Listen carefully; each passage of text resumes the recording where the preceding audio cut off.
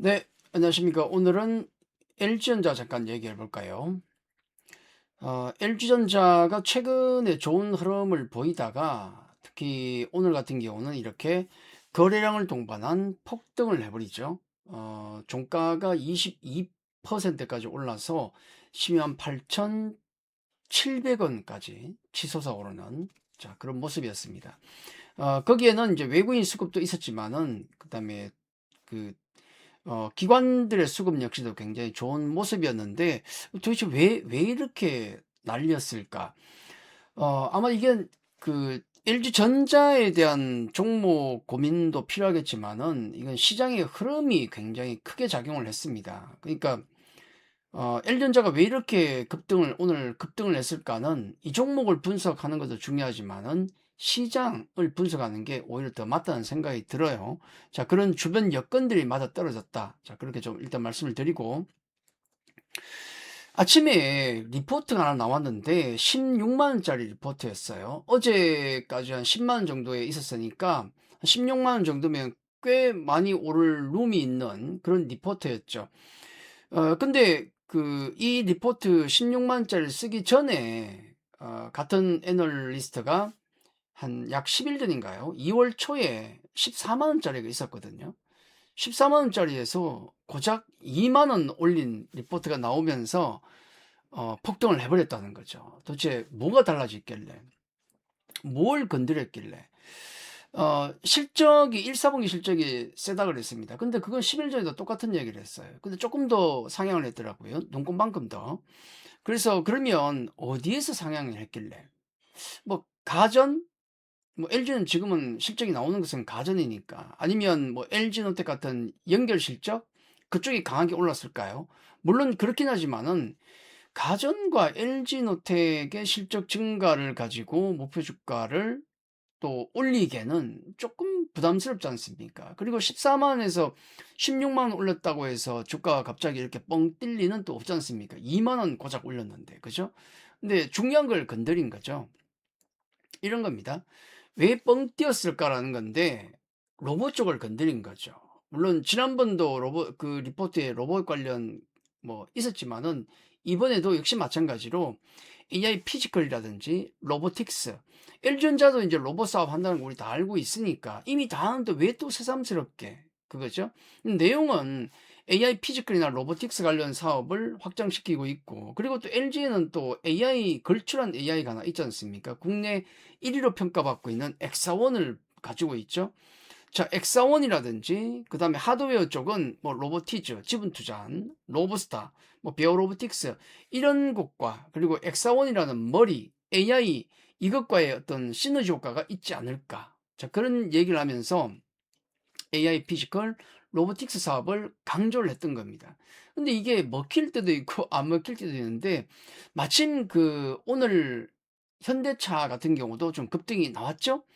현대차 급등이 나왔는데 우리 이 논리를 잘 알아요. 뭐냐면 현대차가 이제 관세가 다시 내려가면서 약간 올라간 밑부분도 있겠지만은, 이번에 현대차가 결정적으로 급등했던 것은 아틀라스 덕분이었죠. 아, 이 회사도 로봇 회사구나. PER을 보니까 고작 5배밖에 안 돼요. 아니, 테슬라는 같은 로봇하고 같은 전기차면서 100배 이상의 멀티플 PER을 받으면서 얘는 왜 5배밖에 안 돼? 그렇게 된 거죠. 로봇도 보니까 충분히 옵티머스하고 비견될 정도의 강력한 어떤 모멘텀을 갖고 있는 아틀라스의 성능을 확인했지 않습니까? 그러다 보니까 저평가됐다. 자, 그게 부각되면서 PER 5배에서 11배 가까이 뛰어버린 거예요. 그리고 마침 또 오늘 이제 여기 아틀라스의 보스턴 다이나믹스 이 회사의 CEO 플레이트가 2월 말에 사임한다는 소식이 있었습니다. 은퇴라고 하더라고요. 30년간 이 회사에 몸담았던 분인데 왜 은퇴를 할까? 물론 뭐 은퇴니까 거기 뭐 더 이유가 있겠습니까만은, 의미는 이제 보스턴 다이나믹스가, 현대차의 자회사 보스턴 다이나믹스가 새로운 국면으로 접어드는 게 아닌가.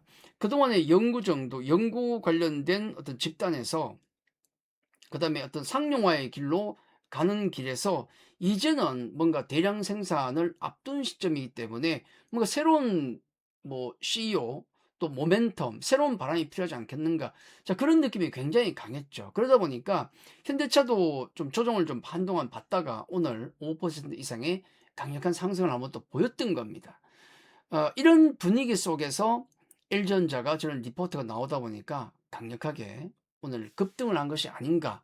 자, 그렇게 생각을 할 수 있겠습니다. 그러면 이 오늘 이런 모멘텀 그리고 여러 가지 배경 상황 때문에 뛴 LG전자라면 과연 주가가 얼마나 더 뛸 수 있을 것인가. 오늘 건드린 건 리포트에서 실적도 1, 4분기 서프라이즈가 나온다고 얘기를 했는데 1, 4분기 1월, 2월, 3월 나온다고 했었는데 지난 10일 전의 리포트보다도 목표가를 실적을 조금 높였어요. 조금. 근데 결정적으로 멀티플을 건드리기 시작했거든요. 그러니까 실적에다가 멀티플을 곱하면 목표 주가가 나오잖아요. 그 멀티플이 PR을 몇 배 줄 것인가.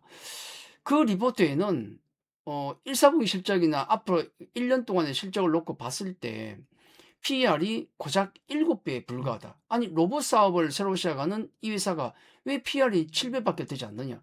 현대차가 로봇 사업이 있는데 왜 멀티플이 PER이 5배, 6배밖에 안 되느냐라고 했던 거하고 똑같은 거예요. 그러다 보니까 현대차를 보신 분들이 같은 케이스로 LG전자를 본 겁니다.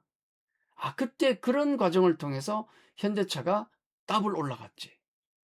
LG전자도 마찬가지가 아닐까라고 생각한 거죠.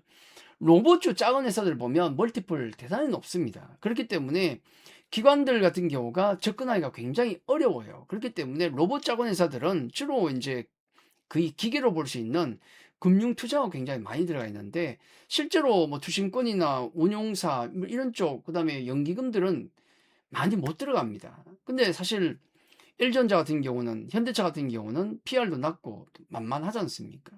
대형주고 그러다 보니까 기관 외국인들의 관심이 집중되면서 오늘 올라갔습니다. 사실 뭐 목표가를 얼마까지 봐야 될 것인가를 고민할 때 멀티플을 건드리기 시작하면 그다음부터는 답이 없어요. 왜냐하면 실적은 똑같아도 이 회사 성장성이 예전보다 더 높아. 어제보다 더 높아. 한 달 전보다 더 높아. 그런 식으로 멀티플을 높이기 시작하면 목표 주가는 한도 끝도 없다. 아무도 알 수가 없는 영역으로 들어가는 거예요. 그렇지 않습니까? 그래서 목표 주가라는 게 상당히 의미 없는 구간에 들어가긴 했는데 증권사의 지금 대부분의 목표가는 한 12만 원 정도, 12, 3만 원 정도일 겁니다. 이미 넘어섰죠. 그리고 뭐 오늘 나온 리포트는 16만 원까지 룸을 열어놨어요. 그래서 아마 추가적인 상승은 가능은 할 것이다. 저도 그렇게는 보고 있습니다. 근데 여기서 우리가 좀 고민해 봐야 될 것은 무엇인가 하면 이거예요.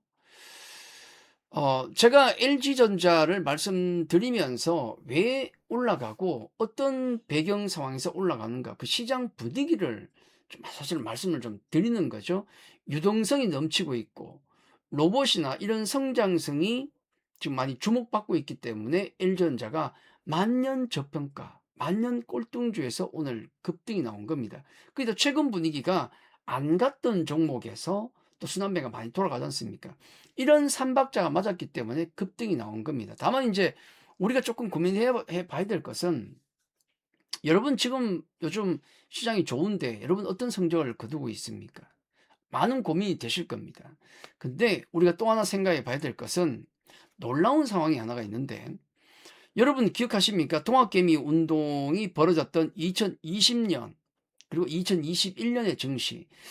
그 당시에 그 당시 3월 정도에 폭락을 한 이후에 코로나 때문에 폭락을 했죠. 그 이후에 우리 증시가 2020년에서 2021년에 1,400포인트에서 무려 3,300을 갔거든요. 지수가 더블 이상 갔어요. 그때 처음으로 2021년에 우리 증시는 지수가 3,000 시대를 맞이했습니다. 지금은 5,000 시대죠. 근데 정말 놀라운 건 그 지수가 더블 나오던 그 당시에 개인 투자자들 중에서 무려 40% 이상의 개인 투자자들은 손실을 봤습니다. 그리고 심지어는 2020년 신규로 처음으로 계좌를 만들어 들어갔던 신규 투자자들은 무려 60% 비중으로 손실을 봤어요. 그 장에.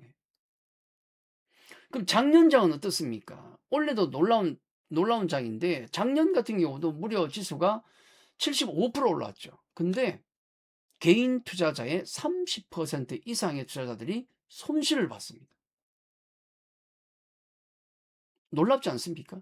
근데 왜 그런 손실을 봤냐 하면 주로 두 가지겠죠. 첫째는 조급증. 나만 못 먹고 있어. 두 번째는 너무 잦은 매매. 그게 독이 돼서 무려 그 폭등장, 급등장, 대세 상승장에 무려 40%, 60%의 개인 투자자가 손실을 받고 작년 같은 경우도 무려 30%가 넘는 개인 3분의 1입니다. 손실을 봤다는 것. 아마 이런 현상들은 아까 L전자의 어떤 급등 현상에서 보다시피 그걸 보게 되면 또 마음이 급해지죠. 나만 L전자가 없어. 나만 삼성전자가 없어. 나만 뭐가 없어.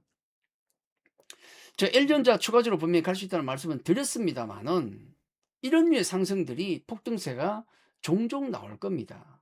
제가 드리고 싶은 말씀은 너무 조급증을 가지시면 대세 상승장에도 손실을 볼 수 있다는 점을 반드시 상기를 하자. 자, 그 점까지 제가 말씀드리면서 오늘은 좀 마치도록 하죠. 자, 오늘 시간은 여기까지입니다. 감사합니다.